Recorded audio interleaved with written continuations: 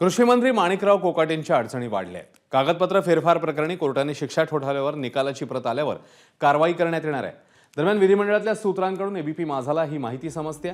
शिक्षेची प्रत सचिवालयाला प्राप्त झाली की कारवाई केली जाणार आहे। सुनील केदार यांच्या शिक्षेची प्रत आल्यावर त्यांच्यावर कारवाई झाली होती। आता कोकाटेंनी शिक्षेला सत्र न्यायालयात आव्हान दिले।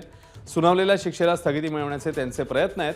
हायकोर्टाने कोकाटेंच्या दोषसिद्धीला स्थगिती दिली तर त्यांची आमदारकी वाचू शकते।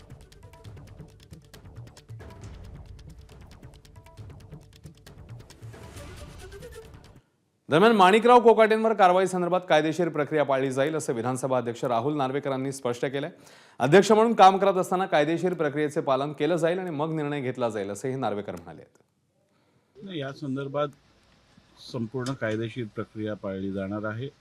सुनील केदारांच्या संदर्भात पण संपूर्ण कायदेशीर प्रक्रिया पाळली गेली होती आणि त्यानंतर योग्य ती कारवाई केली होती। घटनेत दिलेल्या तरतुदीनुसारच कारवाई केली गेली होती आणि ह्या संदर्भातही घटनेत दिलेल्या ज्या तरतुदी आहेत आणि या संदर्भातले जे नियम आहेत त्या सगळ्यांचं पालन करून योग्य निर्णय घेतला जाईल। एबीपी माझा, उघडा डोळे बघा नीट।